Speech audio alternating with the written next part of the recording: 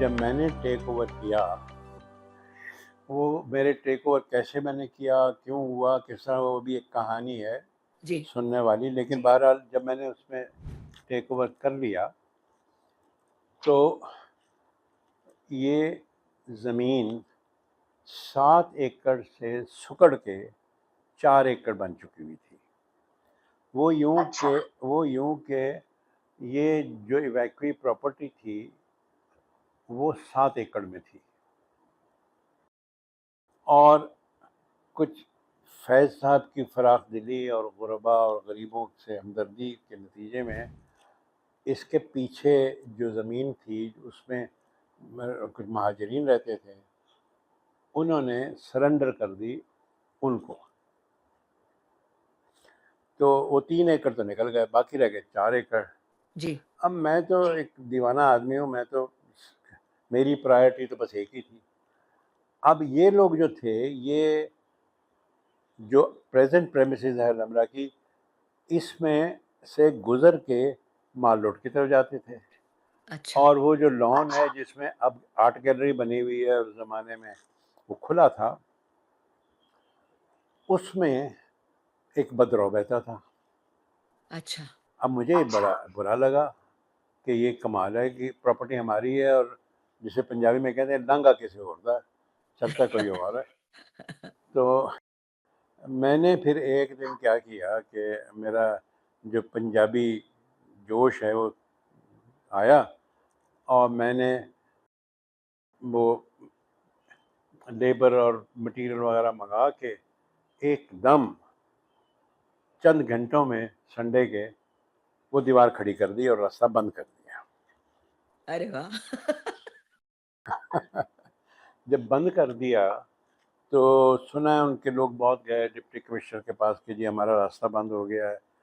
तो deputy commissioner ने जब एग्जामिन किया, उसने कहा रास्ता तुम्हारा तो कश्मीर रोड से है, तुम यहाँ से तो एक शॉर्टकट करते हो ना। लिहाजा उनकी नहीं सुनी गई, और मैं और पक्का हो गया। दूसरी तरफ से एक, जो इधर जहाँ अबावारी होटल है, उस तरफ पे एक कारपेट फैक्ट्री थी। अच्छा, कार कारपेट को जब वॉश किया जाता है तो उसमें एसिड पानी में डाला जाता है। मैंने चूँकि कारपेट की एक्सपोर्ट की है, मैं चेयरमैन केमिकल्स भी रहा होते हूँ हैं, कारपेट बिल्कुल। इंडस्ट्री का, तो मुझे उसका सारा पता जी, है। तो अब वो अपना सारा जो वॉशिंग का एसिड मिला हुआ पानी था, वो भी अलमरा में डाल छोड़ देते थे। ओह! उससे वहाँ हम ना कोई फूल उगा सकते थे, ना कोई घास, ना कुछ। मैंने उसको भी बंद करा दिया। जब ये सब बंद मैंने करा दिया, तो उसमें शेख मंजूर इलाही उस ज़माने में सेटलमेंट कमिश्नर थे। मैंने शेख साहब से कहा, मैंने कहा शेख अच्छा, साहब, ये जो ज़मीन बाकी रह गई, ये जो तकरीबन 4 एकड़ है, अच्छा, मैं इसको ख़रीद के परमानेंटली अनवरा के नाम करना चाहता हूँ। अच्छा, अच्छा, बहुत तो मेरी शक्ल देख के वहाँ से कहने लगे, ये लड़का भी पता नहीं क्या क्या बातें करता है। कहने लगे क्या करते हो नहीं। थोड़ा सा मेरा लिहाज करते थे वो ताज साहब से के ताल्लुक की वजह से। क्या करते हो नहीं भी, कैसे तुम कर सकोगे, इसकी वैल्यू तो बहुत ज़्यादा है। तो जी, ज़ाहिर है सात कि लाख रुपए जिस में जगह ये मौजूद है वो। 4 एकड़ तुम्हें 7 लाख में मिलेंगे। आप अच्छा, सोचिए कि 7 उस वक़्त लाख के और वो 7 लाख। 4 एकड़ उस वक्त 7 लाख था। तो मैंने आके अपने अकाउंटेंट से पूछा, मैंने कहा कि हमारे बैंक में बैलेंस कितना है, तो मालूम हुआ कि हमारे पास 2.5 लाख के करीब बैलेंस था। उस इस वजह से था कि 2 लाख की ग्रांट फैज साहब जाते हुए दिलवा के गए थे लाल हमरा को। अच्छा, तो हाँ, मैंने सोचा कि अब इसके 4 एक करोड़ जो है लाख है, वो मुझे और इकट्ठा करना पड़ेगा।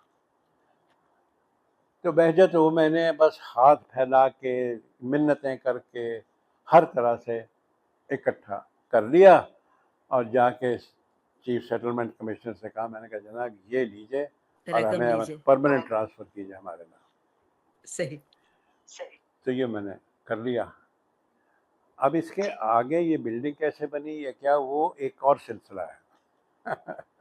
अगर आपके पास वक्त हो तो भी मैं बताऊंगा कि वो कैसा, वो एक अजीब व गरीब सिलसिला है कि जी, ये इमारत कैसे बन गई। जी, ज़रूर। अगर मुख्तसरन बता दूं? बताते चलें तो बहुत अच्छा लगे। अच्छा, इन द मीन टाइम एक और एक्शन हुआ कि गवर्नमेंट ने ये महसूस किया कि पाकिस्तान के ताल्लुकात दुनिया में कल्चरल रिलेशन की बेसिस पे हो सकते हैं।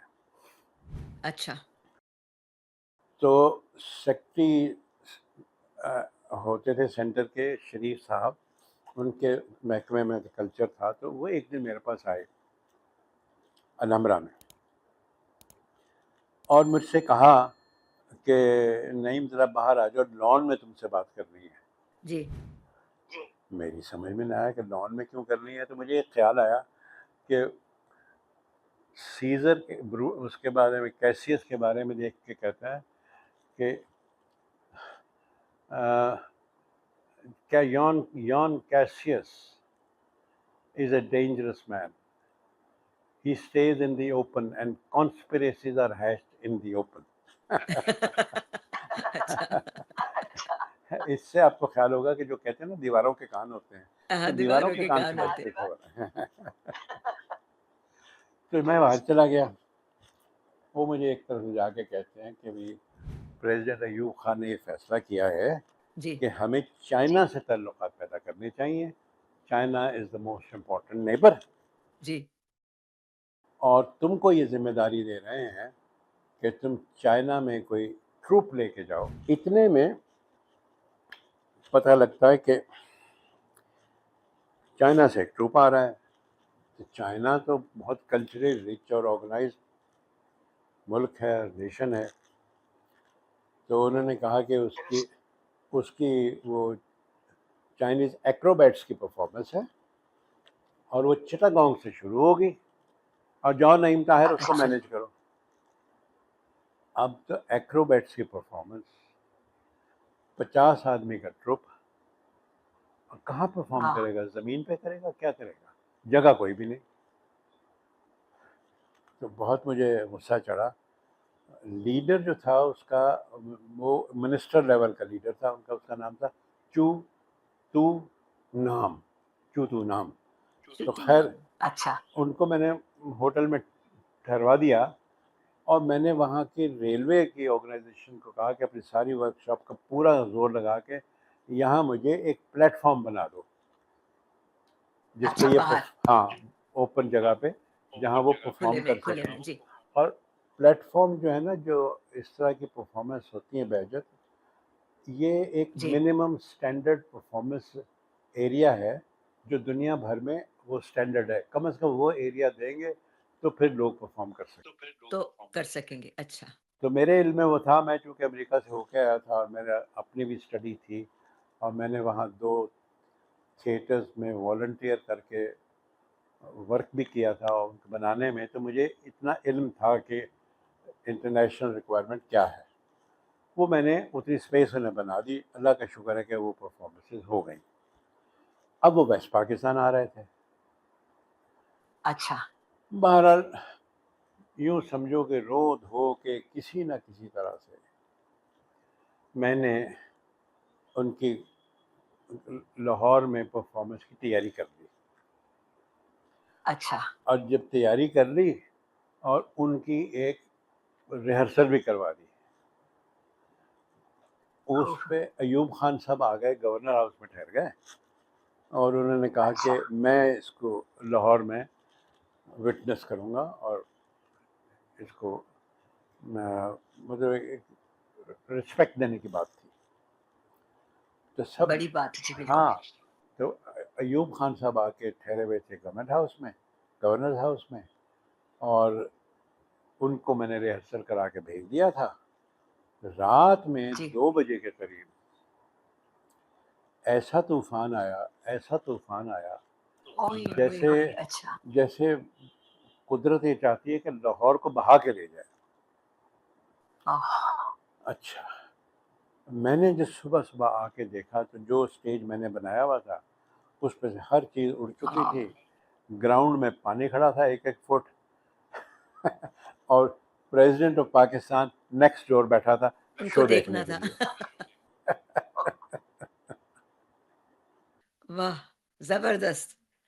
ये तो एक जिसे कहते हैं कि एक अपनी बड़ी ड्रामाई सिचुएशन तो वहीं बन गई होगी कि ये क्या सूरत बन गई। आप हाँ, क्या करेंगे? अच्छा, मैंने अब मेरे सदर थे जस्टिस एस ए रहमान, मैंने उनको फ़ोन किया, मैंने कहा मैं शो तो किसी न किसी तरीके से मार पीट के करा लूँगा, जी, लेकिन प्रेसिडेंट यहाँ मौजूद हैं। He has seen our problem. आप प्रेसिडेंट साहब से कहें कि मैंने जो प्लान करके रखा हुआ है, या हॉल और आर्ट्स काउंसिल का एक पूरा नक्शा और मॉडल बना के रखा जी, हुआ है, वो उसको दिखाएं, उससे कहें हमें ग्रांट दे दे ताकि हम बिल्डिंग बना लें। तो जस्टिस सही। रहमान साहब तो सरकारी मुलाजिम थे, उन्होंने कहा नहीं मैं तो ये नहीं कर सकता हूँ, हमारा तो प्रोटोकॉल ये होता है कि पहले से ब्रीफ भेजा जाए प्रेसिडेंट को, फिर वो टाइम दे, फिर हम उससे कुछ अर्ज करें। कोई बात कर सकते हैं, राइट। तो साथ ही उन्होंने बड़ी चालाकी से कहेंगे तुम जो मर्जी करो। अच्छा अच्छा। चलो। ये आपको उन्होंने लाइन तो बता दी ना कि क्या काम कर सकते हैं, किस तरह से काम करवाया जा सकता है। बिल्कुल, मैंने मैंने बहजत ये किया कि मैंने जी। समहाउ सारी वर्कशॉप्स लगवा के रेंजर्स से ग्राउंड को खुश करवाया, जो अपने सारे रेंजर्स के कंबल लेके आए जिनसे पानी निचोड़ निचोड़ के ग्राउंड को क्वाइट किया। बहरहाल हमने इस काबिल ओह! कर दिया कि परफॉर्मेंस हो सके। तो जब प्रेसिडेंट साहब आए तो उनको जाना जी, था सीधा शो इनॉग्रेट करने के लिए। तो मैंने जुर्रत की, जी, मैंने उनका दरवाज़ा खोला और दरवाज़ा खोल के मैंने उनसे कहा mister president, I want to show you the model of the building that we are making. जी। तो वो देख के भी हैरान हुआ कि ये यंग सा लड़का है और इसने मुझे गाड़ी से निकलते ही मेरा हाथ ही नहीं छोड़ रहा। तो मैं उसको लेके उस मॉडल पे आ गया, उसकी तस्वीरें भी हैं, और उसको एक्सप्लेन करने लगा। इससे पहले मैंने फाइनेंस सेक्रेटरी पंजाब से कह रखा था कि मैं ऐसा करने वाला हूँ, तो वो ज़रा अच्छा, काफ़ी प्रो कल्चर था। तो उसने कहा अगर मुझे ज़रा सा भी इशारा मिल गया ना, तो सुबह को हाँ। देखना बजट हुआ होगा पैसा तुम्हारे लिए, और मैं अरे देखता वाह! रहूँगा कि इशारा होता है या नहीं होता। अब मैं अब उसको उस इशारे का इंतज़ार था, राइट। मैंने प्रेसिडेंट को ब्ला ब्ला ब्ला सारा बता दिया कि ये हो रहा है, आप कल्चर पैक्ट्स कर रहे हैं, हमारे पास जगह कोई नहीं है वगैरह, और ये मैंने बना लिया, प्लान किया हुआ था कि यहाँ हॉल बन जाए और आप भी बाइज्जत तरीके से लोगों को बुला सकें और हम भी जा सकें। मैंने सारी बक बक बक कर दी। तो मेरे साथ ही गवर्नर मूसा भी खड़ा था, अच्छा, जस्टिस रहमान भी खड़े थे। तो ये सुनने के बाद प्रेसिडेंट अयूब मूसा से कहते हैं, Musa, this young man is right, why can't we give them finances to build the new facility? वाह! ज़बरदस्त, तो वहाँ से तजम्मल के भाई ने मुझे इशारा किया, उन्होंने कहा तेरा काम हो जी, गया। बस जी इस तरह दुरुस्त, फिर अगली सुबह असेंबली में बजट पेश होना था, और उसके बाहर अच्छा। एक्स्ट्रा प्रिंट हुआ था कि इतने पैसे अलमरा को अलॉट हो गए हैं ताकि ये अपना अरे हॉल बना वाह! सके।